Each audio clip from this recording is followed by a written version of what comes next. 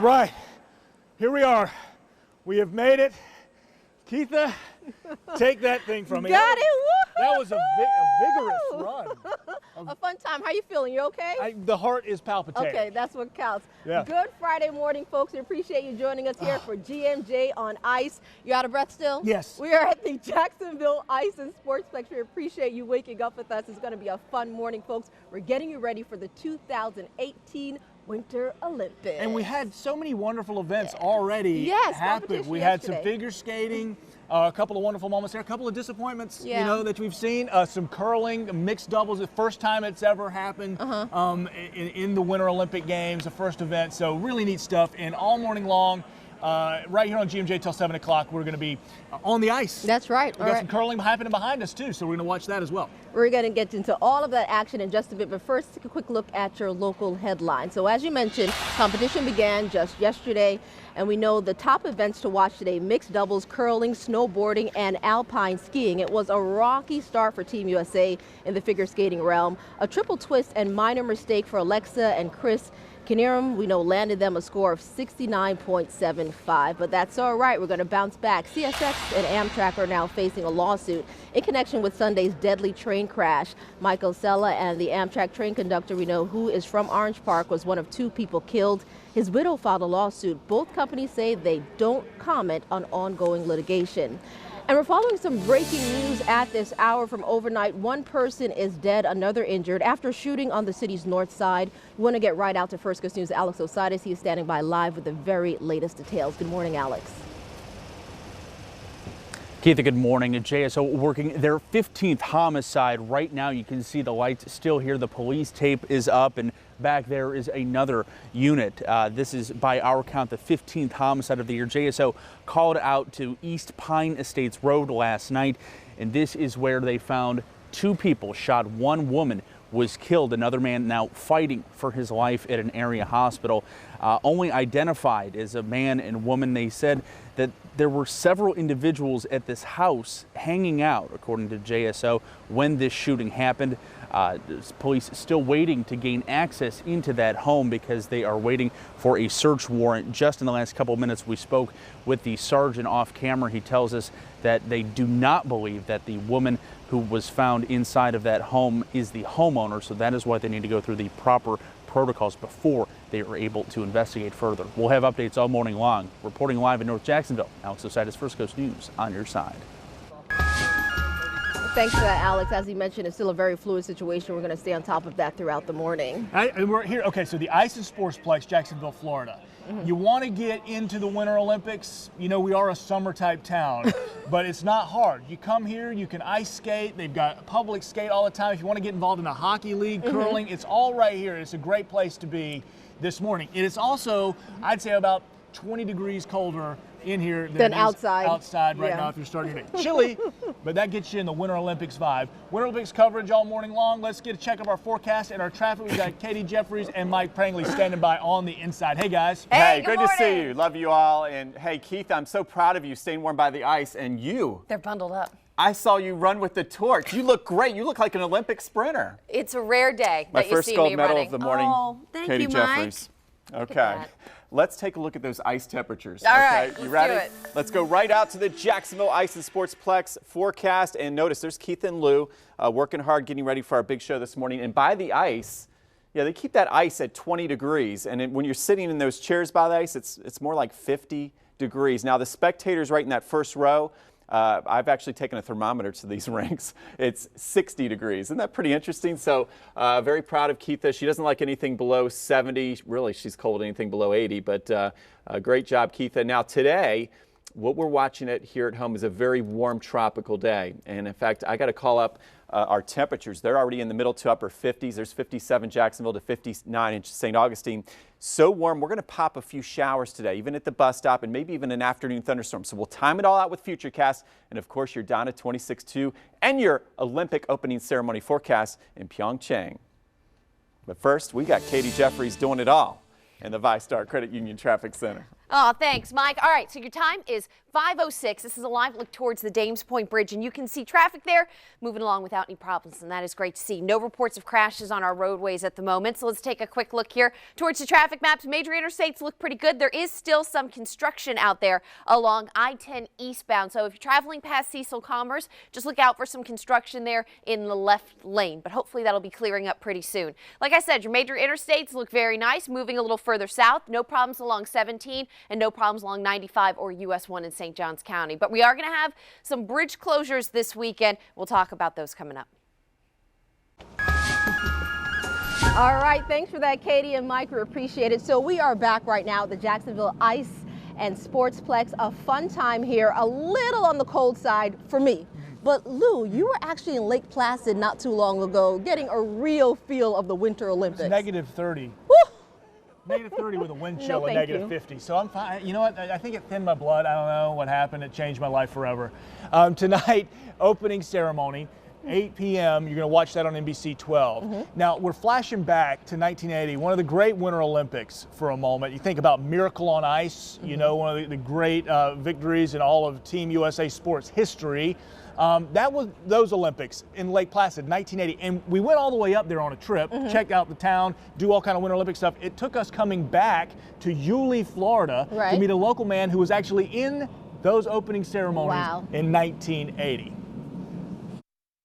That's me standing right there. Look at you. Todd Hayes was 14 during the 1980 Olympics. This is me back here with the nice hair helmet going. Yeah. Some things have changed. Same hair I have today. Yeah, it's perfect. Well, a lot has.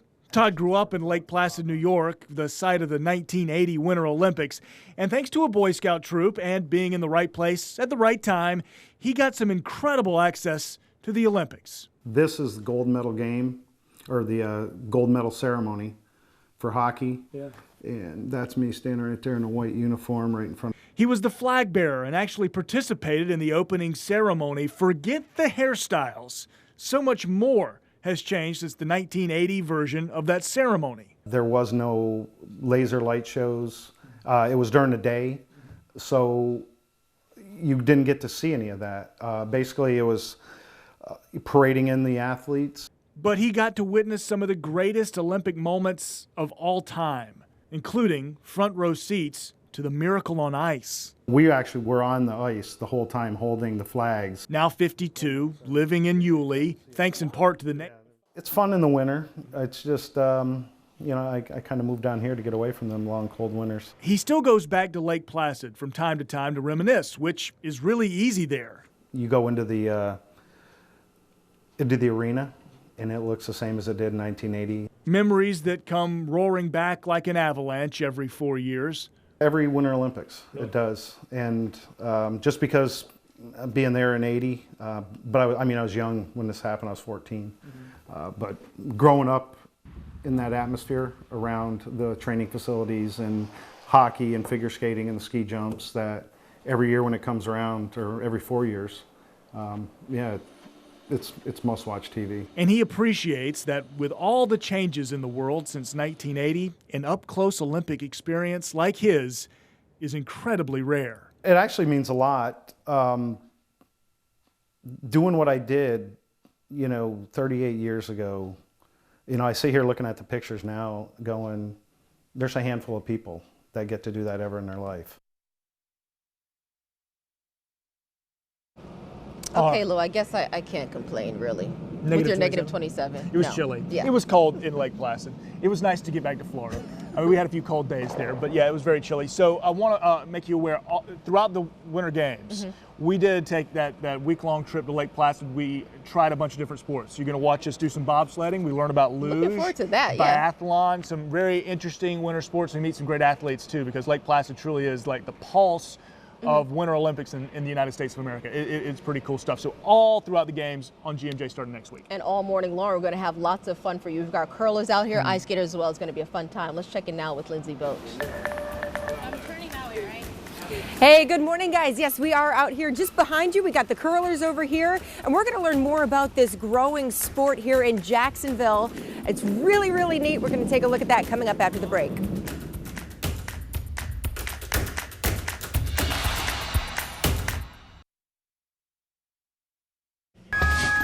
All right, welcome back, ladies and gentlemen. This is Good Morning Jacksonville. No, don't adjust your television set. We are live. We're doing some curling here at the Jacksonville Ice and Sportsplex this morning. The vibe is Winter Olympics. They have officially started as of yesterday. We saw some events, and then tonight we've got an opening ceremony. There's a lot of cool things going on, and there's a new event this year called Mixed Doubles Curling. I had never heard of this, but it's kind of like playing chess, I'm told. Yeah. Alex Oside has actually delved into this, maybe a little bit too deep.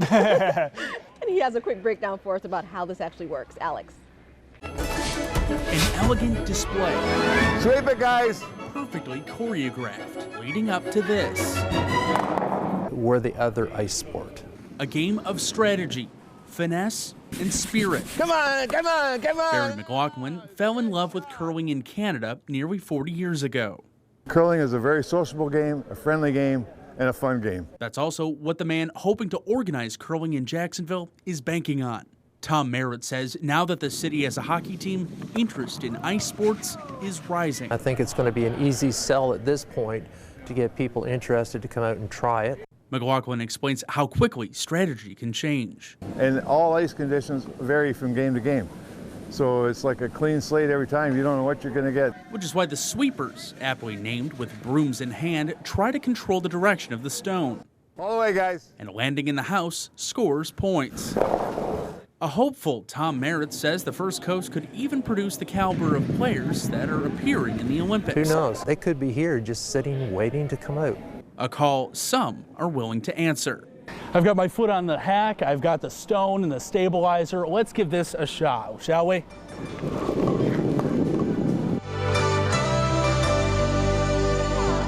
little fast, a little outside, but hopefully this curling takes off in Jacksonville.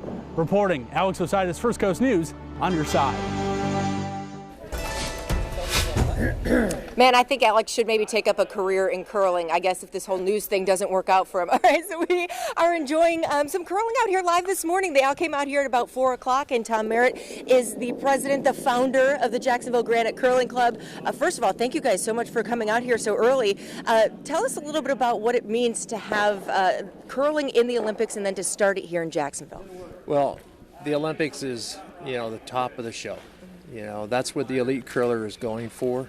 And what we're doing is we're starting a club here in Jacksonville.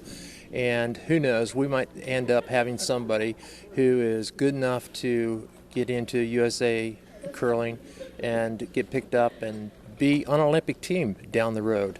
The sport has really grown. We're wanting to get more people involved. It's a lot of fun. And, we start with good curling. We shake hands. We end each game with the shaking of hands.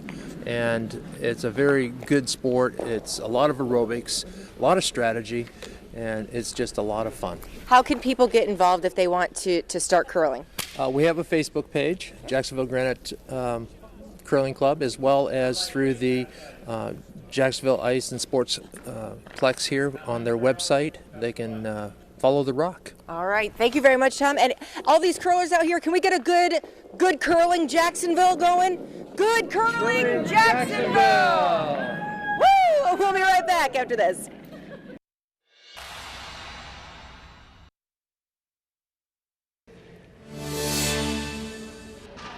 Good Friday morning and welcome back, folks. You're watching GMJ on Ice, and we are literally on ice at the Jacksonville Ice and Sportsplex, getting you ready for the 2018 Winter Olympics. So competition started yesterday, but tonight is the big night. We're talking about the opening ceremony. It's set for 8 tonight, only on NBC 12. It'll be interesting to see what South Korea has in store for the opening ceremony, what kind of show they're going to have. It's always a massive production. Of course, the parade of athletes is going to be exciting as well. Now, last night you mentioned the competition began. We saw mixed doubles curling. We saw some alpine skiing. We also saw figure skating. We saw some pairs. Beautiful. Good competition, exactly. Beautiful stuff that's already underway. And in fact, Lindsay Boach had an opportunity to learn a little bit more about some figure skating. Lindsay? Hey, good morning, guys. Yeah, so you think about all of the athletes who go to the Olympics. You see all of them performing. You see all of them competing, but it's not just them getting themselves to the Olympics. It takes a lot of people, a lot of hard work to get them there, including their coaches. And Janet Tremer is the director of skating here at the Ice and Sportsplex, and she's been coaching for 40 years. And she actually took a team to the Olympics back in 2002, but they didn't compete under the U.S. flag. Natalia Ponomareva and Evgeny Svyriadov representing Uzbekistan. Representing Uzbekistan, but from Bethlehem, Pennsylvania. It's a unique connection that started back in the early 90s with a coach eager to train outstanding athletes. In my location in Pennsylvania, it's not a hotbed for turning out national champions for the United States. So Janet Tremer, now the director of skating at the Jacksonville Iceplex, decided to do something different. She created a Russian-American skating exchange. And the very first exchange was a little girl named Natasha, and she turned 10. And when she started training for pairs, they had a falling out with their coach and ended up here. She trained them, and they made it to the 2002 Winter Olympics in Salt Lake. But less than 3 weeks before the Games, a setback. Natasha broke a bone in 2 places on her foot 18 days before the Games. She said that if it could break and give way at any time. Still, they competed and ended up placing 18th, but for Janet, it's not what place they were in. It's the feeling of being at the Olympic Games. For the skaters to stand center ice and have those Olympic rings there, it's, no matter what country you're representing, it's a moment where you get that shiver down your spine as an athlete and as a coach to know that just being there is a huge accomplishment, huge. What an awesome feeling. Now, Janet still splits her time between here in Jacksonville and up in Pennsylvania, but still, I can't even imagine the excitement of not only competing in the Olympics, but knowing that you helped get people there. So we're going to have much more coming up throughout the show, talking about figure skating and what it takes to be an Olympic athlete.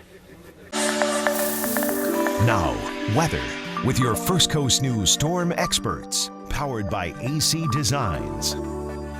All right, great to be having fun. And yes, we got the Jacksonville Ice and Sportsplex Olympic show going on. And Keitha, I tell you what, you're going to be okay. It's about 50 degrees where Lou and Keitha are sitting out there. As we look at our forecast, though, we know it's all about the Olympic weekend, so let's get into it. The opening ceremonies tonight should actually be very nice, mid to upper 30s in Pyeongchang. But here at home, a lot of folks coming from all over the country. They're flying in. We've got the Expo starting today, so let's get right to it. Today we have an isolated shower or two this morning with a pop-up thunderstorm this afternoon. And as the maps fill in, here's the big story this weekend. It's going to be very warm and humid. 79 Saturday. The main front will lift north. So the rain day, if we get the rain, it's today. I think we'll dry out this weekend. And this is an April weekend. Notice Sunday, we've got temperatures that could be in the 80s as this warm front goes right back to the north with all the rain. Now let's get right to that down at 26.2 forecast. And for those doing the 5 and 10K tomorrow downtown, fog advisories. Be careful getting there. Okay, 62 to start, 75 for your high by noon. And then the Sunday half and full. I had to up the temperatures. This will be the second warmest Donna Marathon, so slow it down. More fog likely to start, 62 with that high of 76 degrees. As we look at the big picture this morning, very warm tropical start. We're tracking a few showers mainly offshore, and they're going to start to make a move to the north. In fact, a few showers near Crescent Beach, now starting to fill in towards St. John's, Clay, and Duval County. We'll do some street level tracking coming up, but first, Katie Jeffries in that VyStar Credit Union Traffic Center. Thank you, Mike. Your time is 5:24. Quick look here towards your drive times if you're traveling across the Buckman Bridge. Things look great going from Blanding across the bridge to 95, 10 minutes, then another 9 minutes as you would make your way up towards Beach Boulevard. Let's take a quick live look outside towards the Buckman Bridge, and still very light traffic because it is still early in the morning. No crashes reported on our roadways at the moment. Let's take a look towards your traffic maps. We do have some bridge closures to talk about that will be starting tonight. One of those is the Matthews Bridge. That's the big red bridge if you're new to town. The westbound lanes will be closed starting tonight at 6 until Sunday at 6 a.m. Also, one eastbound lane will be closed during that time as well. Hart Bridge, so you're going to see a full bridge closure on Sunday, just Sunday, from 7:30 in the morning till 7 p.m. that night. Also, the Main Street Bridge. That is going to be closed this weekend starting tonight at 6 p.m. until Sunday at 6 a.m. So basically, if you're headed downtown, you might want to take the Fuller Warren or the Acosta just to be safe. We'll be right back.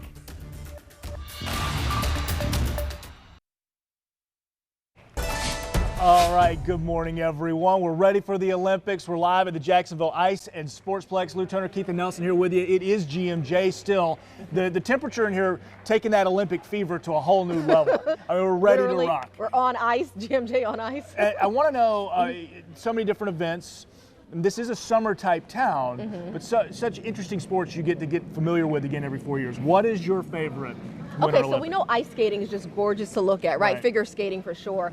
But there's something about the bobsled that just intrigues me. It's so cool. And you and fast. Joe Mass were actually in Lake Placid for a while, and you were in one of those bobsleds. And Joe was explaining to me that there's a guy called the kickstand. Yes. That is frightening when you think about it. The kickstand. Well, if your bobsled flips, the Yeah. guy, the driver, the brakeman, and the third guy in line can all tuck their head in, but it's the second guy, he's kind of stuck, and he becomes sort of that kickstand in the man. helmet, and that's not awesome. And you were actually in that spot when you guys were. Correct. I was the kickstand. Now, we didn't flip, and we're going to do some That's good. bobsledding next week. So much great coverage from Lake Placid in the Winter Olympics, and we're right back for 5:30 after this. Stay there.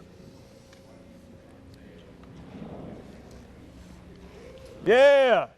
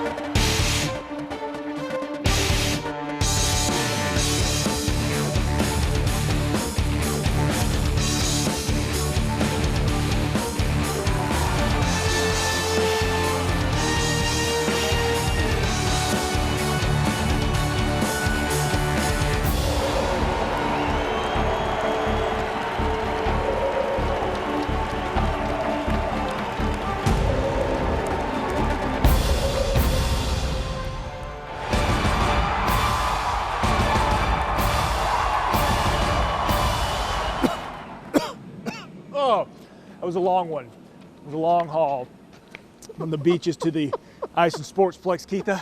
This is hot. Bring in the heat, huh? Bring in the heat, baby. The torch is officially lit. Our own opening ceremony. Yeah. Ready and raring to go for the Winter Olympics.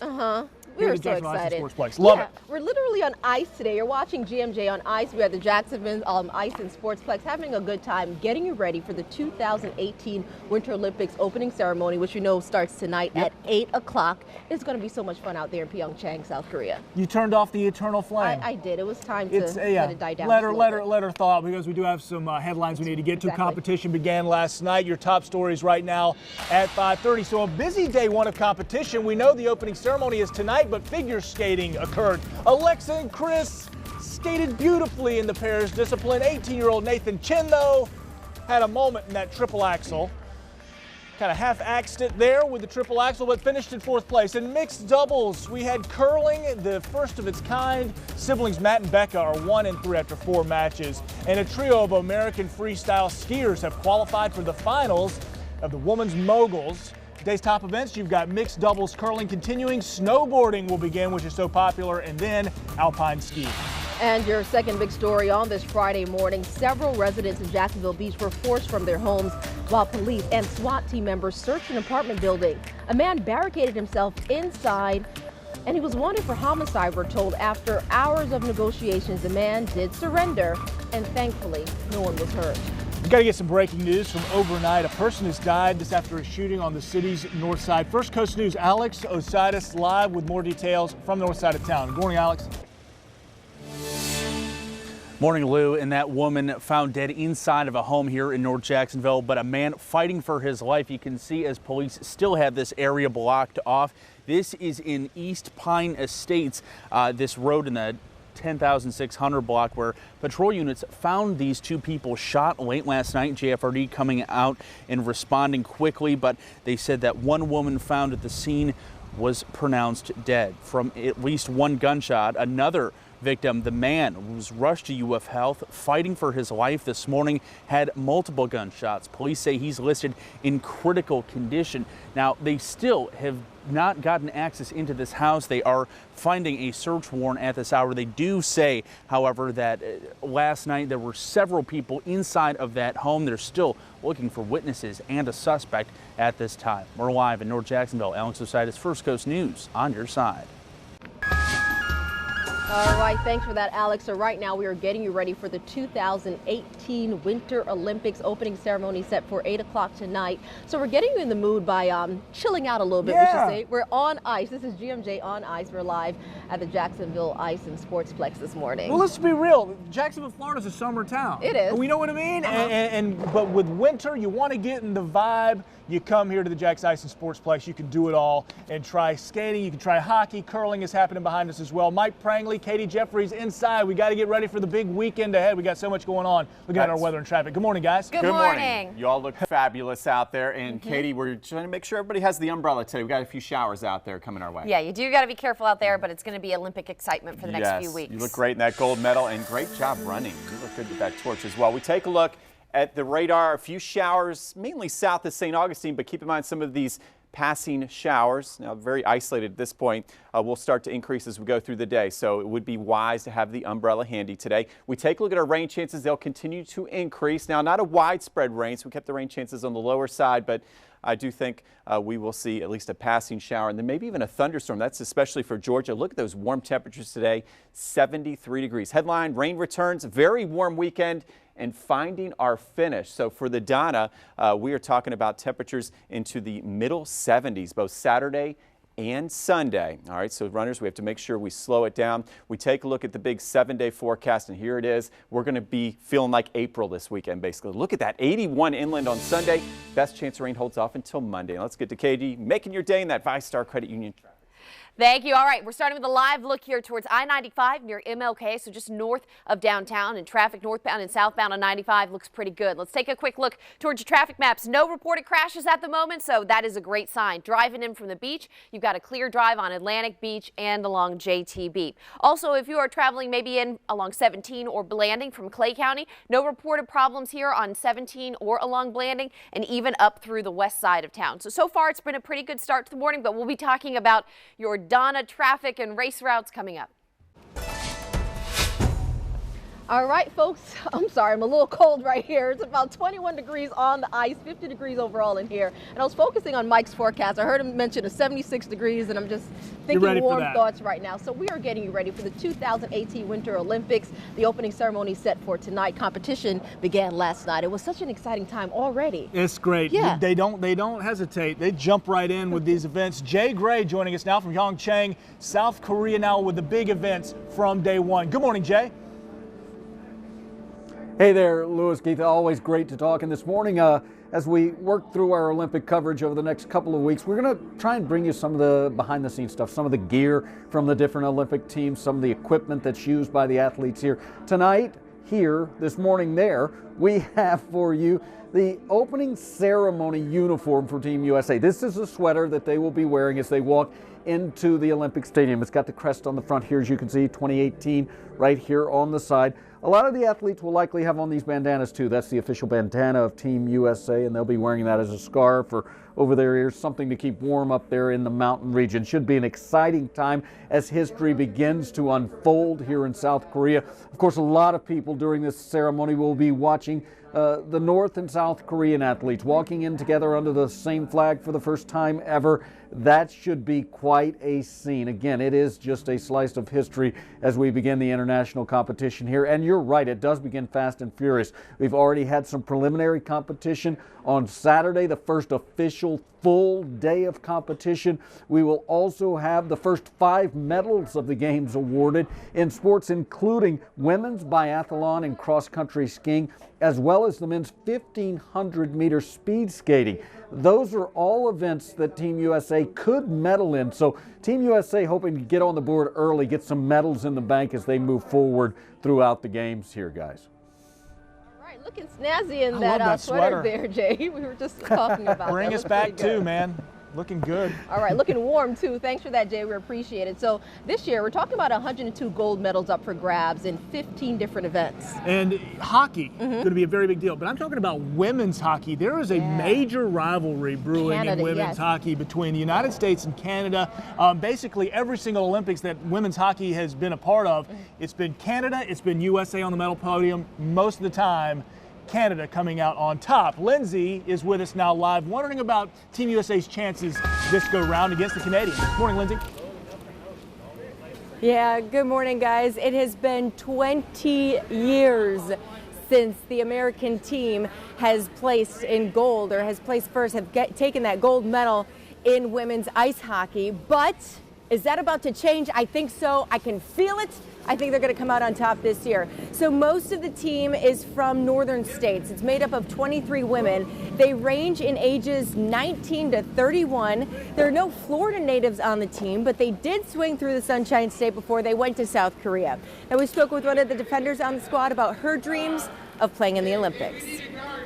I saw the first women's game, I think in 5th grade, with my best friend and her dad. We went to Rochester, New York and watched the Olympic team play and their tour, and that kind of sparked something in me, and something I realized I really wanted to do. So the first game of the tournament is coming up on Sunday, and the women's team is going to take on Finland. So we'll have to see how that goes. Hopefully, again, they can come home with those gold medals. Well, coming up in 2 minutes, we're going to talk about speed skating and how the First Coast is being represented in the Olympics. We'll be right back after this.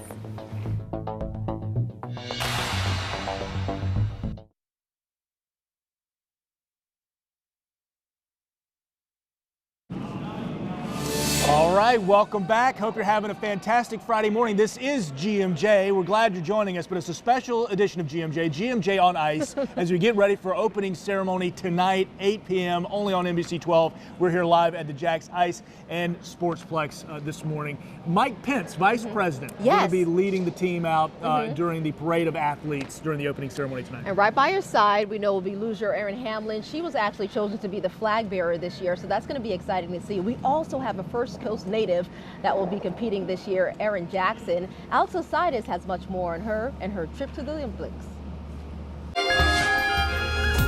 Speeding down the ice, closing in on 26, 27, 28 miles per hour. Erin Jackson has only trained for this moment for 4 months. Now she'll be headed to the Olympics. At first, it was just a lot of shock, and I just didn't really understand what was happening because it didn't make sense to me that this could happen. Jackson started on a different rink near her Ocala home.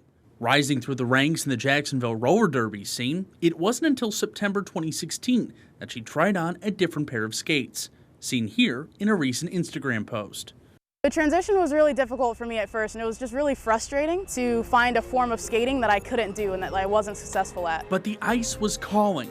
Moving to Salt Lake City to focus, she explains the rush of leading at the turn and how it can fade quickly. One little slip up can make a big difference. Back in Florida, her roller derby teammates have been showing their love on social media, fundraising so Jackson's family can make the trip to South Korea. I'm so grateful for all the support. It's been awesome to see all their messages and posts flowing in, and I love them all. With the spotlight on her, she knows it's a chance to inspire others. If they don't see a lot of people who look like them, they might not be as eager to try this new sport. So I just hope that other young women can see me out there and be like, okay, she's doing this, I can do it too.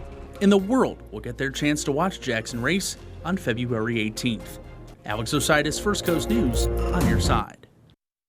You know, she hit the nail on the head. I feel like that's a really big part of the Olympics, is the inspiration that she'll be providing to other, little girls, little boys out there for things they want to aspire to later on in life. So I'm so proud of Erin making it all the way to the Olympics. As she mentioned, she's a roller derby girl, so we already know she's one tough cookie, right? No kidding. You often hear athletes say, very successful athletes say, well, if I can do it, you can do it too. I think in this case, though, this is the absolute, you saw her first time on the ice skate, amazing, and there she is in the Olympics in South Korea. Incredible stuff. We continue more GMJ from the Jacksonville Ice and Sportsplex right after this short break. Stay right there.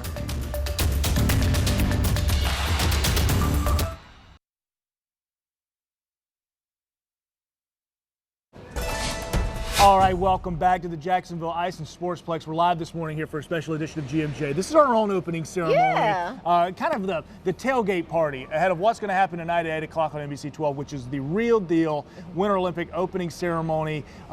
Big deal. And we know, okay, so you've got a couple of weeks worth of fantastic events happening with the Winter Olympics, but right after the Winter Olympics comes the Paralympic Games. Right. Now, there's so many different events when it comes to the Winter Olympics that many of us just don't know about. We're all learning about.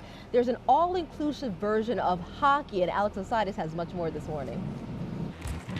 Every skater, every shot, full speed until the whistle. The first time that I went onto the ice, it was amazing. It feels like you are flying. Karina Vajegas was hit by a car and nearly died at the age of 17. She lost her leg, but not her spirit. Now she's one of 15 women on the national squad. Sharing the ice with her is Trip Skinner. It's a whole new meaning to what freedom can be. Born with spina bifida, he found the adaptive sport about 4 years ago. Their coach, Tom Reinhardt, was looking for a sport for his son Nicholas to play, but it became much more. It's just great watching everything from kids with spina bifida, single amputees, wounded warriors. They can make it look effortless. It's a lot of hard work. You have to work a lot off the ice in order to keep up. She adds there's not enough international competitors, which means there's not a Paralympic game for the women's team, but she's hopeful that will change in 2022. Skinner explains fierce competition is only outdone by fierce friendship. In between, it's game time. But as soon as that whistle blows, it's bumping fists, giving hugs. A lesson in sportsmanship, not just sports. Alex Osiris, First Coast News, on your side. So the U.S. men's sled hockey team, they'll compete in March, and we know those games will also be in South Korea. A lot to look forward to. All right, let's get a check. A huge weekend in store. Of course, we have Olympics happening, but right here at home, so much going on with Donna weekend as well. Mike Prangley. Now, weather with your First Coast News storm experts, powered by AC Designs. Yes, having a lot of fun in, the Winter Olympics in Pyeongchang.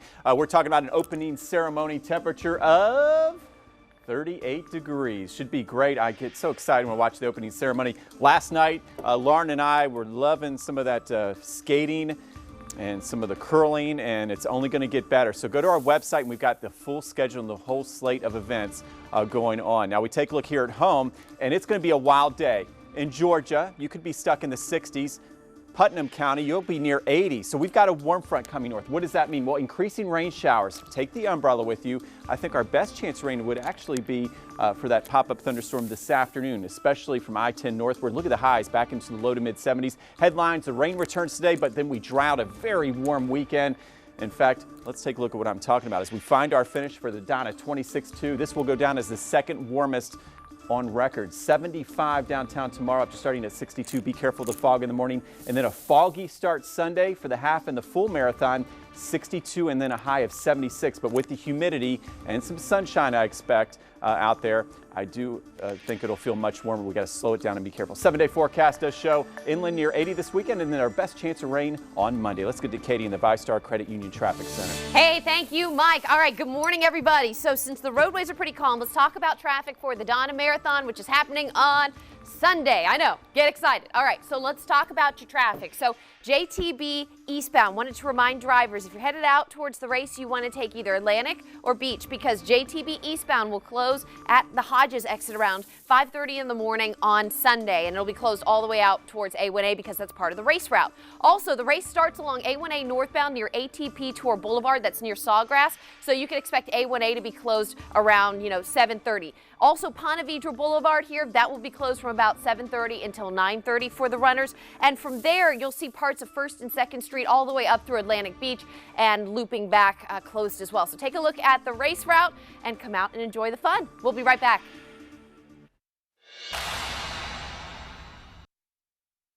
Great morning to you. It is all about the Olympics, and one of the biggest questions I always get is how do I avoid missing any of the coverage? Well, I have you covered. Let's zoom into the web. On the homepage of our website, firstcoastnews.com, if you zoom over to the left of your screen, you'll see the Olympic live streams. Now get this, after clicking on the tab, when you scroll down just a little, there's an entire schedule with all times for each event. And keep in mind that this is updated every day. Now you can click on any of those links and guess what? It'll take you to the streaming page for that event. And if you're looking to keep up with the medal count, no worries, at the top of the page is a medals race tab. There you can find out which country is in the lead and of course the medal history from previous years. That's available as well. Be sure to connect with us on all of our social media pages, and of course the coverage continues on firstcoastnews.com. Let's send it back on the inside to you at the cold Iceplex. It is cold. There's just so much going on, though, to keep us warm. We also have the Donna going on this weekend, and this afternoon we're going to be at the Prime Osborne Convention Center. Lots of events to look forward to. Yeah, the whole weekend really gets started with the convention at the expo, the Donna Expo, so we'll be there. There's Zamboni in the ice, ladies and gentlemen. They're getting it smooth. It's because we've got ourselves a transition coming up. We saw the curlers. Next, a little sample of some figure skating on nice, clean ice. We're right back on GMJ after this.